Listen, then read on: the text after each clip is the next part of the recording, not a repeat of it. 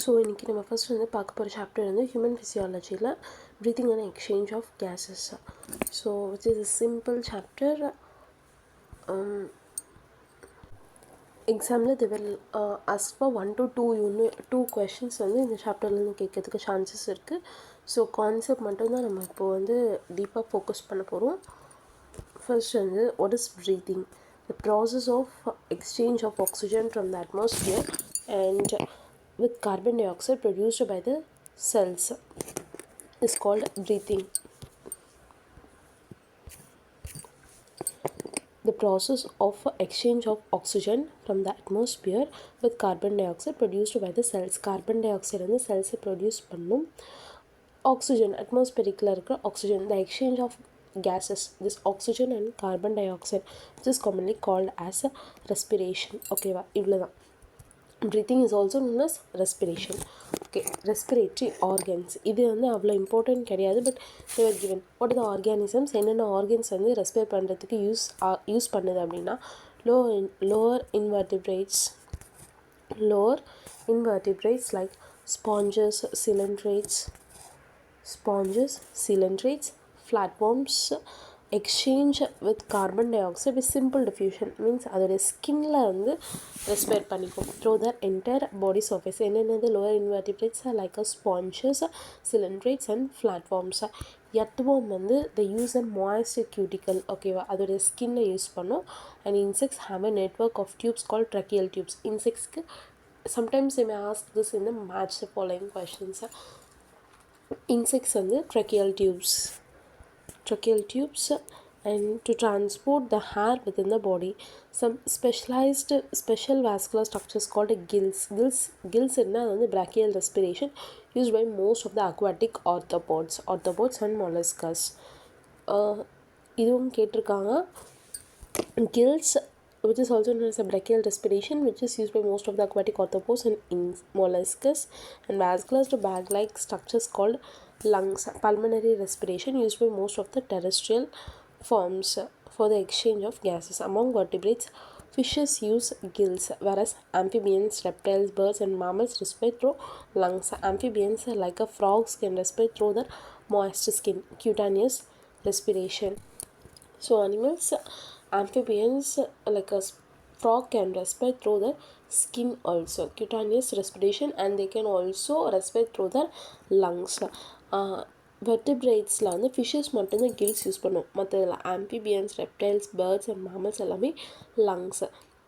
And gills, which is also known as a brachial respiration, which is mostly used by the aquatic arthropods and molluscs. இவ்வளோதான் இங்கே இருக்குது. And human respiratory organs. what are the human respiratory organs அப்படின்னா we have pair of external nostrils, வெளியில் இருக்கிற மூக்கு துவாரங்கள்லேருந்து, which is present above the upper lips. It leads to nasal chamber through the nasal passage. External nostrils, அதுக்கப்புறமா nasal passage வழியாக nasal chamberக்கு போகும். the nasal chamber opens into the pharynx. ஓகேவா, pharynx வந்து தொண்டையில் இருக்கும் with the portion which is common for passage for food and pharynx is the common passage for food and air. ஓகேவா, the pharynx opens through the larynx region into the trachea. pharynxலேருந்து நம்ம இப்போ வந்து respiration பற்றி தான் பார்க்க போகிறோம். ஓகேவா, pharynx is the common region for food and air. pharynx வந்து யூசோஃபேகஸ்க்கு ஓப்பனிங் கொடுத்ததுன்னா அது ஃபுட்டுக்கு. ஸோ இதனால தான் வந்து சாப்பிடும்போது பேசக்கூடாது அப்படின்றது. ஸோ pharynx வந்து லாரிங்ஸ் கீழே போச்சுன்னா அது வந்து ரெஸ்பிரேஷனுக்காக, யூசோஃபேகஸ் கிட்ட போச்சுன்னா அது ஃபுட்டுக்காக. ஸோ ட்ரக்கியா நெக்ஸ்ட் வந்து pharynxலேருந்து ட்ரக்கியாவுக்கு போகும். அதுக்கப்புறமா cartilaginous is larynx is a cartilaginous box which helps in the production of the sound. நம்ம பேசும்போது சவுண்ட் வரதுக்கு காரணம் வந்து larynx, which is a cartilaginous box, hence called as a sound box அப்படின்னு சொல்லுவாங்க. During swallowing, glottis is covered by a thin covering called epiglottis, cartilaginous flap called epiglottis to prevent the entry of food into the larynx. Trachea is a straight tube extending up to the mid thoracic cavity. Trachea வந்து up to the mid thoracic cavity வரைக்கும் இருக்கும் நம்ம பாடியில், which divides, இதுதான் இது வரைக்கும் தான் trachea, which divides at the fifth thoracic vertebrae. Primary bronchia divide ஆகும். Each bronchi undergo repeated divisions and produce a secondary and tertiary bronchi and bronchioles ending up with the terminal bronchioles. இது further divide ஆகி primary bronchi, secondary bronchi and tertiary and bronchioles, terminal bronchioles போய் நிற்கும். The trachea, primary, secondary and tertiary bronchi and initial bronchioles are supported by the incomplete cartilaginous rings. Each terminal ஒவ்வொரு எட்ஜ்லேயும் லாஸ்ட்டில் இருக்கிறது வந்து alveoli. ஓகேவா? Structures irregular walled and vascularized alveoli தான் exchange of gases நடக்கும். Vascularized bag-like structures called alveoli. The branching of network of bronchi and bronchioles and alveoli comprise the lungs. We have 2 lungs. So இப்போ நம்ம லங்ஸை பற்றி தான் பார்க்க போகிறோம். அதுக்கு முன்னாடி என்னென்ன ஆர்கன்ஸ்லாம் இருக்குது அப்படின்னு பார்த்தோம். We have 2 nostrils, nasal chamber through the nasal passage, pharynx, larynx. அங்கே இருந்து ட்ரக்கியா வந்து 5th thoracic regionல வந்து மிட் thoracic cavityலேருந்து டிவைட் ஆகுது. Primary bronchi, secondary and tertiary bronchi and bronchioles and vascular bag-like structures called alveoli. இவ்வளோ தான் organs இருக்குது. இப்போ நம்ம லங்ஸுக்கு போகலாம். லங்ஸா ஃபர்ஸ்ட் வந்து the branching we have 2 lungs are covered by a double layered called pleural membrane, ஓகேவா, which is filled with a pleural fluid between them. pleural fluid வந்து lungs வந்து சுருங்கி மறுபடியும் கான்ட்ராக்ட் ஆகும்போது வந்து which reduces the உரசறது, ஒரு லேயருக்கும் இன்னொரு லேயருக்கும் உரசறது கம்மி பண்ணி reduces a friction between the lung surface. The outer pleural membrane is in contact with the thoracic cavity. இப்போது வெளியில் வந்து rib cage இருக்குமா, so the outer pleural membrane is in contact with the thoracic cavity and the inner pleural membrane is in contact with the lung surface. So inner pleural membrane வந்து lung surface கூட contact இருக்கும். outer pleural membrane is in contact with the thoracic cavity. So இதோடைய பார்ட்ஸில் பார்த்தலாம். epiglottis, larynx is also known as a sound box. trachea 5th mid thoracic cavityலேருந்து divide ஆகுது. First இருக்கிறது bronchus, இது வந்து ரிப்ஸு, லங்ஸ் அண்ட் எல்லோ கலரில் இருக்கிறது pleural membrane. உள்ளே வந்து pleural fluid இருக்குது and the terminal bronchioles, இது வந்து diaphragm. ஸோ நெக்ஸ்ட் வந்து the part starting from the external nostrils up to the terminal bronchioles constitute the conducting part, whereas the alveoli and the ducts form the respiratory exchange part of the respiratory system. இங்கே என்னென்னா conducting பார்ட்டை ஏர் வந்து அட்மாஸ்பியரில் இருந்து உள்ளே எடுத்துகிட்டு வர்றது, அதுதான் conducting part. External நாஸ்ட்ரல்ஸ்லேருந்து டெர்மினல் bronchioles வரைக்கும் they are called as a conducting part. Exchange பார்ட்ன்றது alveoli தான் is a site for the exchange of gases, where the exchange of gases takes place, so they are called as exchange part of the respiratory system. The conducting part transpose the air to the atmospheric air to the alveoli. conducting partனா அந்த external நாஸ்ட்ரல்ஸ்லேருந்து terminal bronchioles மூலமா அட்மாஸ்பியரில் இருக்கிற hair வந்து அல்வியோலைக்கு வரும். அல்வியோலில் இருந்து hair வந்து lung சர்ஃபேஸோட exchange ஆகும். அவ்வளோதான். It clears the foreign particles, humidifies and also brings the hair to water body temperature. வெளியிலேருந்து எடுத்துகிட்டு வர ஹேரை வந்து வெளியில் வேறு டெம்பரேச்சர் இருக்கும், நம்மளுடைய பாடியில் வேறு டெம்பரேச்சர் இருக்கும். So it bring backs to ஒரு பாடி டெம்பரேச்சர். நம்ம உள்ள எவ்வளோ டெம்பரேச்சருக்கு கொண்டு வரணுமோ அந்த அளவுக்கு கொண்டு வந்துடும். Exchange part is a site where actual diffusion of oxygen and carbon dioxide between the blood and atmospheric air. ஆக்சுவலாக எக்ஸ்சேஞ்ச் பார்ட் எங்கே நடக்கும்னா alveoli. So alveoli is the exchange site. And next வந்து the lungs are situated in the thoracic chamber. Anatomically it is called as a airtight chamber. Okay, இப்போ lungs இருக்குது. டார்சலின்னா by the vertebral column. இப்போ lungs இங்கே இப்படி இருக்குன்னா லங்ஸுக்கு பின்னாடி வந்து vertebral column இருக்கும், முதுகு எலும்பு. ஓகேவா, vertical எலும்பு பின்னாடி. அண்ட் ventrally மீன்ஸ் முன்னாடி வந்து ஸ்டெர்னம் இருக்கும். லேட்ரலினா சைட்ஸில் ரிப்ஸ் இருக்கும். And lower side by a dome shaped diaphragm. இங்கே மேலே பார்த்தோம் இல்லையா, ஸோ டோம் ஷேப்டு டயஃப்ராம் இருக்கும். The anatomical setup of lungs in thorax is such any change in the volume of the thoracic cavity will affect in the pulmonary cavity. Such an arrangement is essential for breathing. We cannot directly alter the pulmonary volume.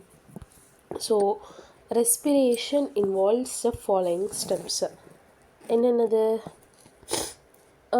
Breathing or pulmonary ventilation by which the atmospheric air is drawn in. ஏன்னா atmospheric air oxygen உள்ளே எடுத்துப்போம், carbon di oxide வெளியில் எடுத்துப்போம். diffusion of gases across the alveolar membrane. Exchange of gases நடக்கும். Conducting part வந்து வெளியிலேருந்து உள்ளே எடுத்துகிட்டு வந்து கொடுத்துரும். அப்புறமா எக்ஸ்சேஞ்ச் பார்ட் வந்து அங்கே actual diffusion of oxygen carbon dioxide நடக்கும். அதுக்கப்புறமா பிளட்டுக்கு போகும், transport of gases by blood. அதுக்கப்புறமா டிஃப்யூஷன் ஆஃப் ஆக்சிஜன், பிளட்டை வந்து இதை எடுத்துகிட்டு போகும். அதுக்கப்புறமா diffusion of oxygen carbon dioxide between the blood and டிஷ்யூஸில் oxygen carbon dioxide exchange ஆகும்.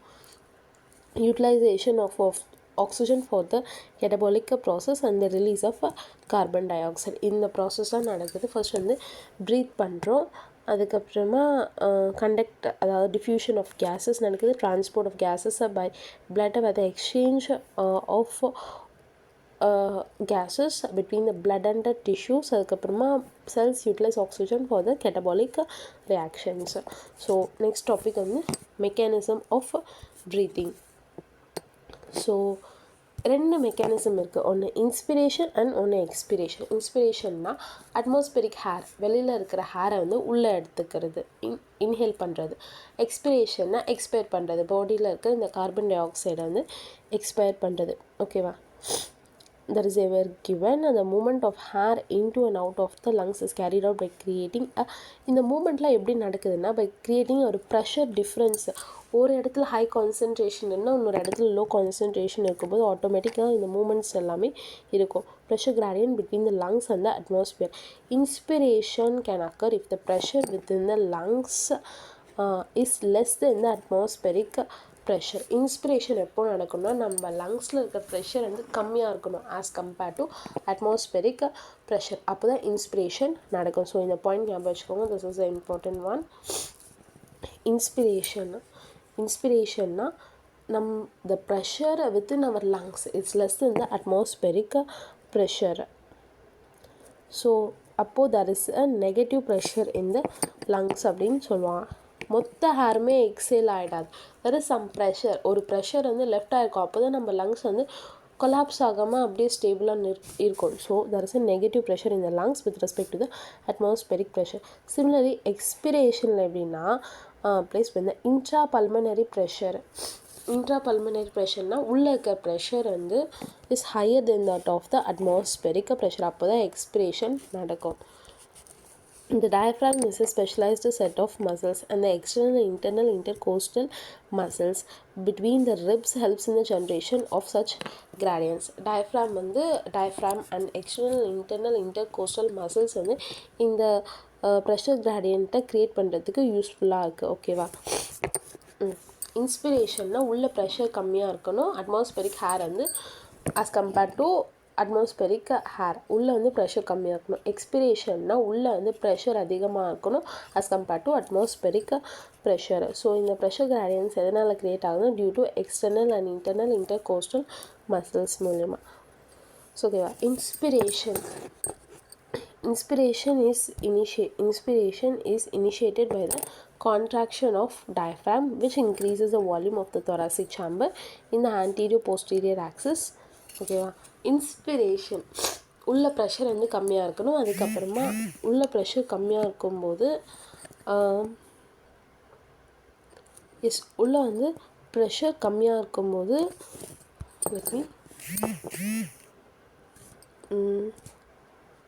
help in generation of gradients. So inspiration அப்படின்ற கண்டிஷனில் வந்து the diaphragm வந்து undergoes contraction. undergoes contraction of the diaphragm, which increases the volume of the thoracic chamber in the anterior posterior axis. The contraction of the external internal intercostal muscles lifts up the ribs and sternum and increase the volume of the thoracic chamber in the dorsoventral axis.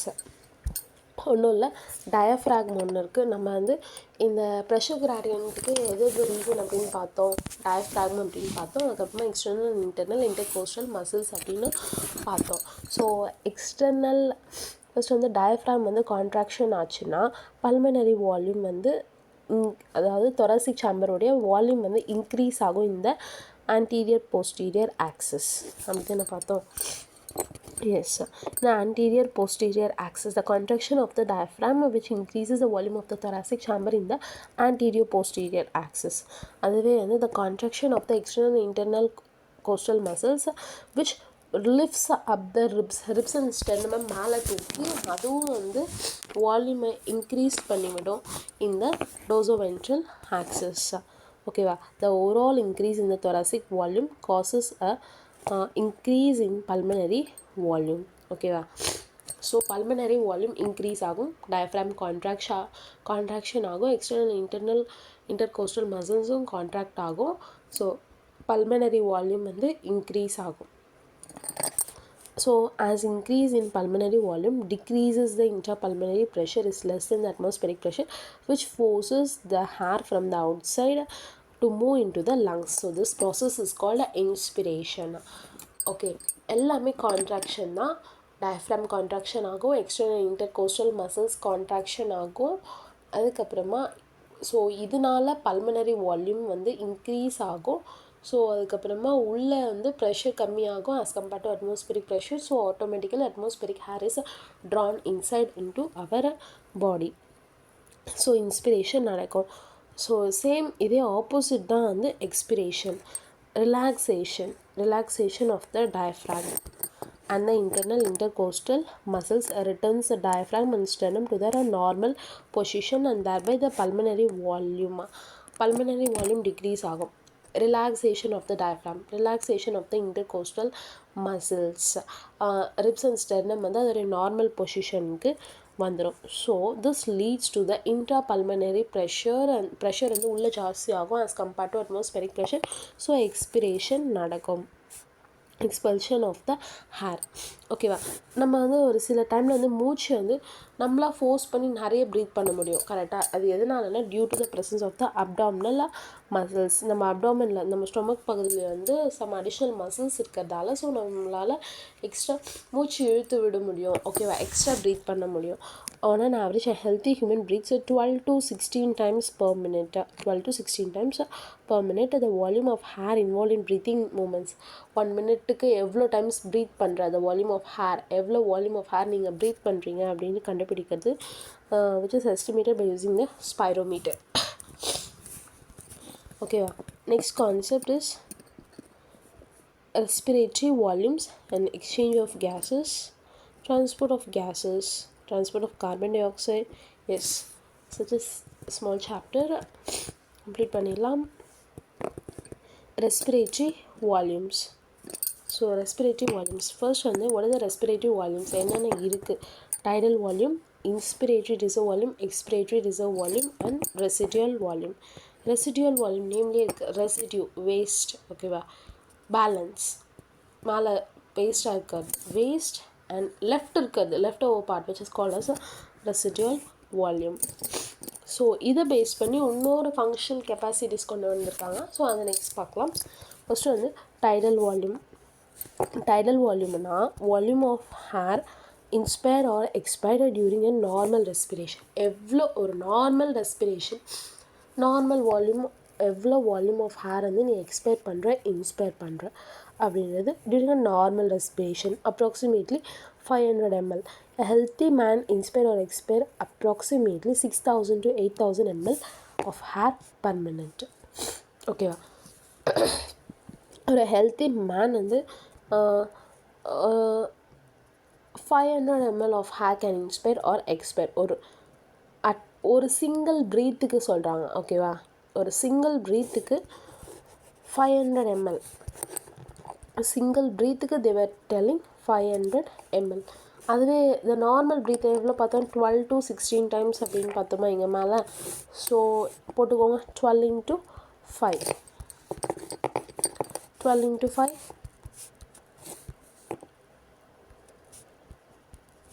6000 6000 ml இருந்து 8000 ml 6000 இது என்ன கொடுத்துருங்க 6000 to 8000 simple கேல்குலேஷன்னா ஒரு breath பண்ணுறதுக்கு ஒரு inhale ஒரு exhale பண்ணுறதுக்கு we normally use of 500 ml ஓகேவா. அதுவே 12 to 16 டைம்ஸ்னால் 6000 to 8000 ml. இதுதான் கரெக்டாக கேல்குலேஷன் ஓகேவா. இந்த மேலே இருக்கிற கேல்குலேஷன் வச்சு தான் நம்ம இங்கே 6000 to 8000 அப்படின்னு சொல்கிறாங்க. 12 into 5 is equal to 6000, 16 into 5 is equal to 800 8000. இந்த 5 எங்கேருந்து வந்ததுன்னா 500 தான் நம்ம 5 அப்படின்னு சொல்கிறோம் ஓகேவா. சிம்பிளாக புரியணும்னா ஒரு டைம் ப்ரீத் பண்ணால் 500 ml எடுக்கிறோன்னா 12 டைம்ஸ் ப்ரீத் பண்ணால் எவ்வளோ 6000 முறை. அதாவது 12 டைம்ஸ் 500 ml 500 mlலாம் நம்ம இன்ஹேல் ஆர் எக்ஸேல் பண்ணோன்னா 6000 ml ஆகிடும்.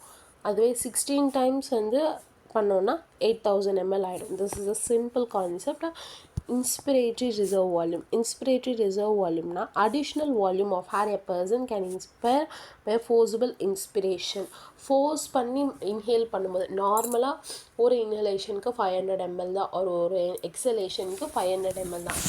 ஃபோர்ஸ் பண்ணி பண்ணாங்கன்னா a person can inspire up to 2500லேருந்து 3000 ml வரைக்கும் இன்ஸ்பயர் பண்ணலாம். Expiratory reserve volume. Additional volume of air a person can expire. Expiratory reserve volume force பண்ணி எக்ஸ்பயர் பண்ணோன்னா a person can expire up to 1000 to 1100 ml. இந்த வேல்யூஸ்லாம் note பண்ணிக்கோங்க. This are the definite questions. So residual வால்யூம்னா நம்ம லங்ஸில் inspiration முடிஞ்சு expire பண்ணிவிட்டு நம்ம லங்ஸில் வந்து மிச்சம் இருக்கிற பேலன்ஸ் லெஃப்ட் லங்ஸில் வந்து எவ்வளோ ஹேர் இருக்கும் அப்படின்னா இருக்கணும். Because that is a negative pressure இந்த lungs with respect to atmospheric pressure அப்படின்னு பார்த்தோம். அப்படி இல்லைன்னா நம்ம லங்ஸ் வந்து கொலாப்ஸ் ஆகிடும்.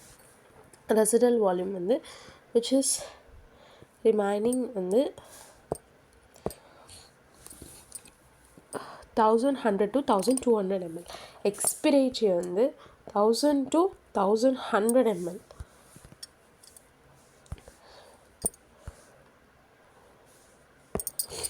அது ஆனால் ரெசிடியூவல் வால்யூம் வந்து 1100லேருந்து 1200 ml ஓகேவா. This is a simple. Next வந்து இந்த 4 வேல்யூ வச்சு புதுசாக ஒரு 4 வேல்யூ வந்து they found. That is inspiratory capacity, expiratory capacity, functional residual capacity, vital capacity and total lung capacity. First inspiratory capacity na inspiration. Tidal வால்யூம்ன்றது எல்லாத்துக்குமே normal. Tidal volume base பண்ணி தானே. டைடல் வால்யூம் ஜென்ரலாக ஒரு 500 ml தான். So அதிலேருந்து extra நம்ம inspire பண்ணுறது, எக்ஸ்ட்ரா நம்ம எக்ஸ்பயர் பண்ணுறது ஓகேவா. இன்ஸ்பிரேட்டரி கெப்பாசிட்டினா இந்த வேர்டிங்ஸ் கூட நாட் இம்பார்ட்டன்ட். இந்த கிவன் இந்த மாதிரி குட்டி குட்டியாக ஃபார்முலா மாதிரி கொடுத்துருக்காங்க. This is the important. So let me change the colour. Inspiratory capacity first வந்து tidal volume is the base. இன்ஸ்பிரேட்டரினா இன்ஸ்பிரேட்டரி ரிசர்வ் வால்யூமாக தான் இருக்கும் ஓகேவா. IRV. எக்ஸ்பிரேட்டரினா tidal volume plus expiratory reserve volume. புரிஞ்சிச்சா. இந்த ரெண்டு இவ்வளோ தான். நெக்ஸ்ட்டு வந்து ஃபங்க்ஷனல் ரெசிடியூவல்னால் எவ்வளோ நம்ம பாடியில் லெஃப்டாக இருக்குது, நம்ம லங்ஸில் வந்து லெஃப்டாக இருக்குது. இந்த ரெசிடியூவல் வால்யூம் எப்போ நடக்குது, எக்ஸ்பிரேஷன் நடந்த உடனே தானே இந்த ரெசிடியூவல் வால்யூம் நம்ம பாடியில் இருக்குது. So excretory reserve volume plus residual volume they were given okay. Vital capacityனா the maximum volume of air that can be எவ்வளோ நம்ம லங்ஸால் ஹோல்ட் பண்ண முடியும் அப்படின்னு மொத்தத்தையும், which is expiratory reserve volume, inspiratory reserve volume, tidal volume. Functional residual வால்யூமில் நம்ம expiration முடிஞ்ச பிறகு தான் ரெசிடியூவல் வால்யூம் வந்து தங்கும். So it is called as expiratory reserve volume plus residual volume. அது vital capacity, the maximum volume of air நம்ம லங்ஸ்க்கு எவ்வளோ கெப்பாசிட்டி இருக்குது அப்படின்னு பார்க்குறது தான் expiratory reserve volume, tidal volume, inspiratory reserve volume. அதுதான் vital capacity. Total lung capacity அப்படின்னா மொத்தமே எவ்வளோ ஓகேவா, ரெசிடியல் வால்யூமோடு சேர்த்து மொத்தமே எவ்வளோ. Residual volume, expiratory reserve volume, tidal volume, and inspiratory reserve volume. ஒரு சிம்பிளாக என்ன சொல்லலாம்னா vital capacity plus residual volume அப்படின்னு சொல்லலாம். This is the important match the following questions they were asking in every exams. And also this gases, change the color.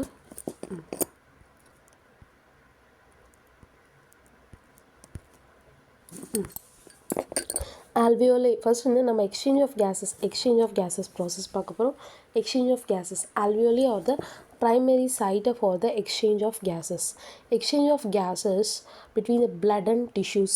bloodக்கும் tissuesக்கும் நடுவில் exchange of gases நடக்கும்.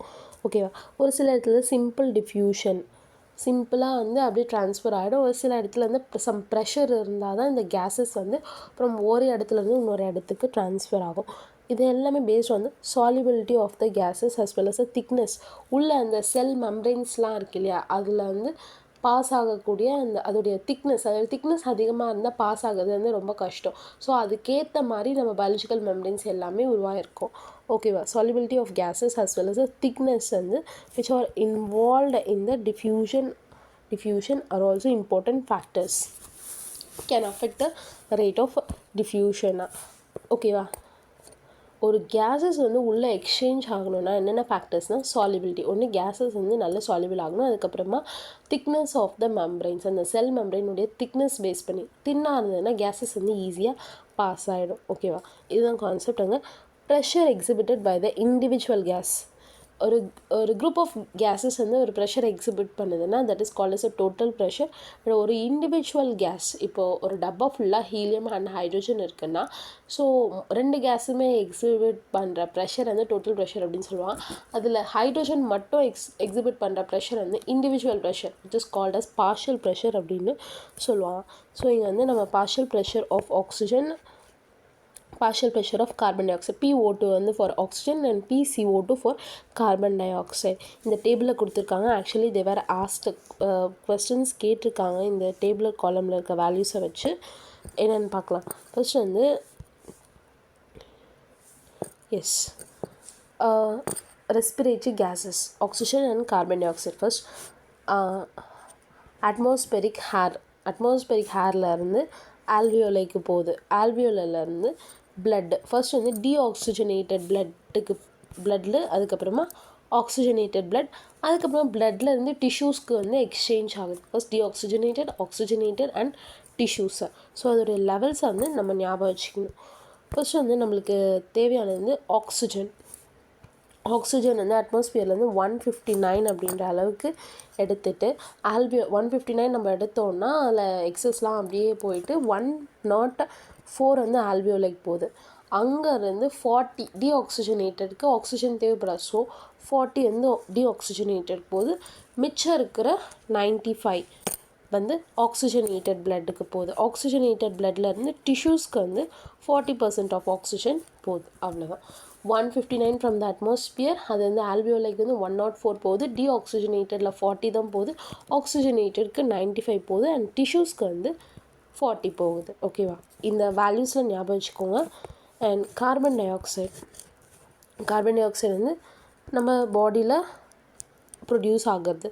So அட்மாஸ்பியருக்கு நம்ம exhale பண்ணுறோம். So கம்மியாக தான் இருக்கும், 0.3. ஆல்வியோலில் 40 தான் இருக்கும். அதுக்கப்புறம் 40, 45, 40, 45. This is a simple technique. 40, 45, 40, 45. ஓகேவா? அந்த ப்ராசஸை தான் தேவர் கிவன், இங்கே சிம்பிளியாக தேவர் கிவன் கொடுத்துருக்கான். ஃபர்ஸ்ட் வந்து ஏர் வந்து இன்ஸ்பயர் பண்ணும்போது அட்மாஸ்பியரில் வந்து 159 இருக்கும். ஃபர்ஸ்ட் ஆக்சிஜன் பார்த்துலாம்.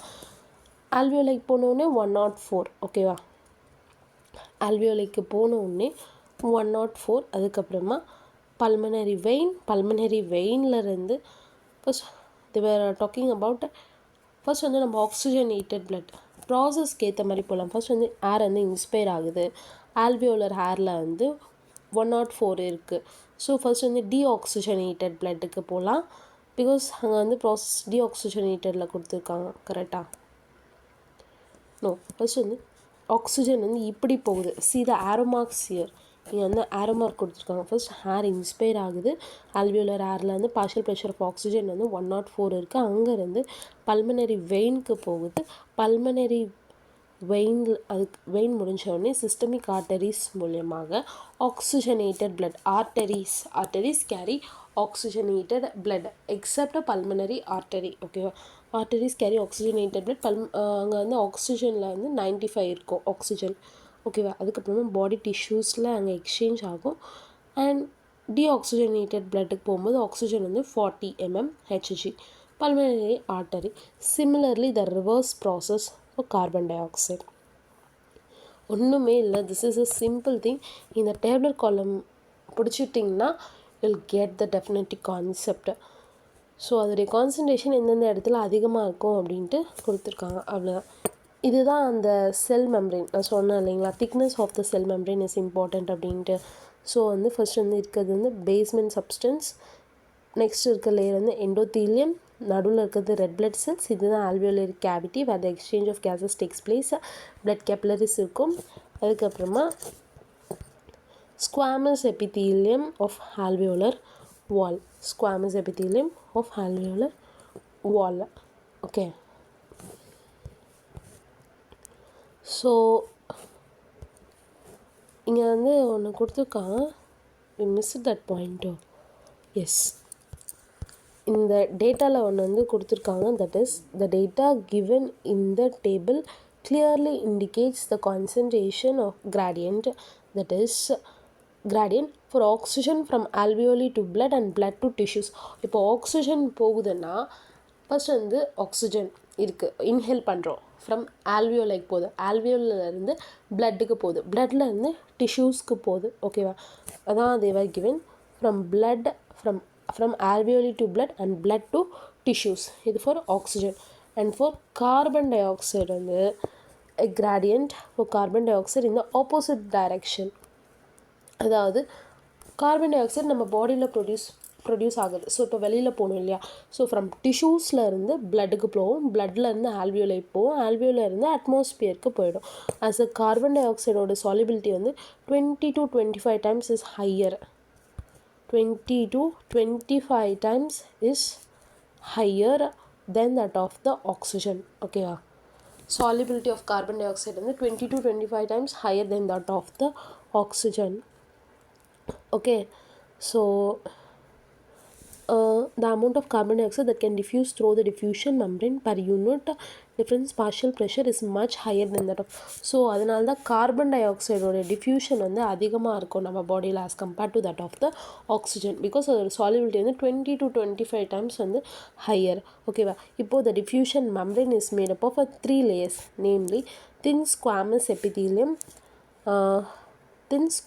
epithelium, endothelium of the alveolar capillaries, and the basement substance, which is composed of a thin basement supporting the squamous epithelium and the basement membrane surrounding the single endothelial layer of capillaries in between them.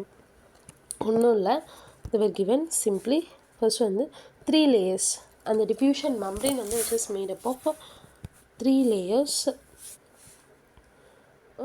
that is namely thin squamous epithelium of alveoli, endothelium of alveolar capillaries, and the basement substance which composed of a thin basement membrane supporting the squamous epithelium. Squamous epithelium of alveoli. First வந்து squamous epithelium of alveoli, basement substance, அதுக்கப்புறமா endothelium of the blood capillaries. And the basement substance surrounding the single endothelium in between them. ஒன்றுமே இல்லை, first layer வந்து squamous epithelium of the alveoli, நடுவில் வந்து basement substance இருக்கும், and அதுக்கப்புறமா endothelial layer இருக்கும், endothelium of the alveolar capillaries. First thin squamous epithelium இருக்கும், basement substance இருக்கும், அதுக்கப்புறமா எண்டோத்தீலியம் சப்ஸ்டன்ஸ் இருக்கும், endothelium of the alveoli capillaries. First வந்து தின் ஸ்குவாமஸ் எபித்தீலியம் இருக்கும், நடுவில் வந்து பேஸ்மெண்ட் சப்ஸ்டன்ஸ் இருக்கும்.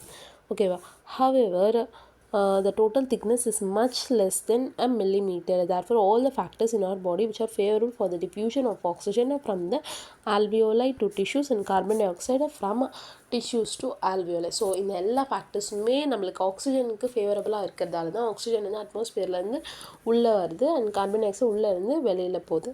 ஓகேவா? This is the thing. And the diffusion membrane which has a 3 layers, a squamous epithelium, basement substance, அதுக்கப்புறமா endothelium of alveolar capillaries. Next வந்து transport of gases. இதில் வந்து the important question வந்து sigmoid curve. Transport of gases. So இது கூட இம்பார்ட்டன்ட்னா blood is the medium for the transport of oxygen and carbon dioxide. About 97% of the oxygen is transported by RBC. 97% of oxygen is transported by RBC. 97% of oxygen is transported by RBC. The remaining 3% of oxygen is carried out through the dissolved state in the plasma. Dissolved state in the plasma. Now, okay, 97% of oxygen is carried out. 97% of oxygen is transported by red blood cells. அதில் வந்து 3%, அதை தாண்டி 3% இருக்கு இல்லையா, the remaining 3% of oxygen is carried out through the dissolved state in the plasma. Nearly 20 to 25% of carbon dioxide இது ஆக்சிஜனுக்கு. இப்போ வந்து carbon di oxide nearly 20 to 25% of carbon dioxide is transported by red blood cells, where 70% is carried out as a bicarbonate. About 7% of carbon dioxide is carried out through the dissolved state of plasma. ஓகேவா? Carbon di oxide வந்து 20 to 25% வந்து red blood செல்ஸில் carry ஆகுது. 70% வந்து bicarbonate. So மெஜாரிட்டியாக எதில் carry ஆகுது carbon di oxide? bicarbonate தான். And remaining 7% which is carried out through the dissolved state of plasma. So oxygen, transport of oxygen. Transport of oxygen. Hemoglobin is a red colored iron containing pigment present in the red blood cells. Red blood cellsல hemoglobin இருக்கும். ஓகேவா? Oxygen can bind with, so hemoglobin which gives a red color which contains iron pigment. ஓகேவா? The oxygen can bind to hemoglobin in a reversible manner. Reversible na திருப்பி bind ஆகும், இல்லைனா அப்படியே reversible. This is a reversible. ஓகேவா? Oxygen plus hemoglobin, oxyhemoglobin அப்படின்னு form